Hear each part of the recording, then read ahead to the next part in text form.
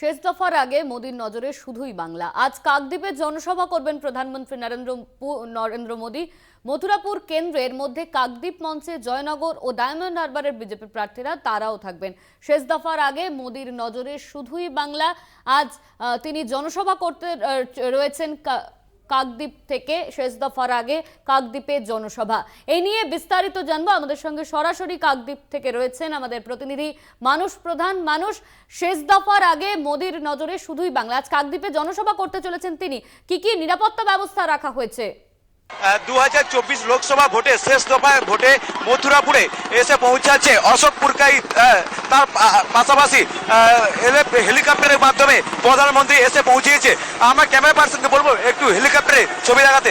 আর ইতিমধ্যে প্রধানমন্ত্রী এসে পৌঁছাচ্ছে কাকদ্বীপ স্টেডিয়াম ময়দানে।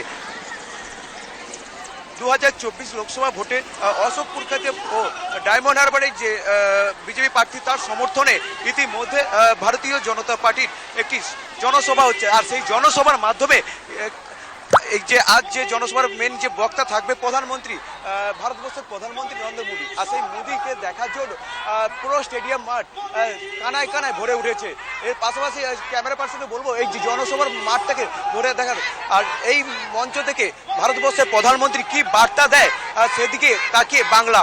আর এর পাশাপাশি এই যে স্টেডিয়াম ময়দানে যে সমস্ত ভারতীয় জনতা পার্টির সদস্যরা যে রয়েছে তাদেরকে বলবো যে কি বার্তা দেবেন এই প্রধানমন্ত্রীকে এই মঞ্চ থেকে।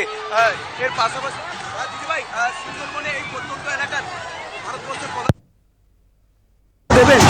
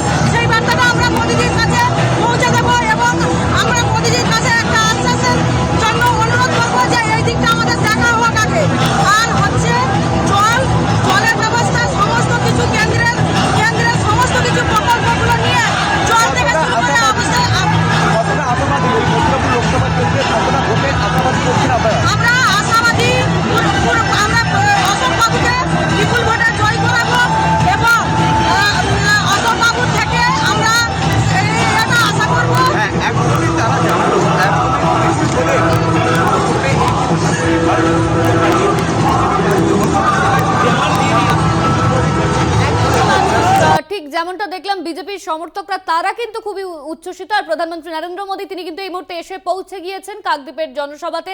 ধন্যবাদ তোমায় মানুষ। আমাদের সঙ্গে সরাসরি ছিলেন কাকদ্বীপ থেকে আমাদের প্রতিনিধি মানুষ প্রধান।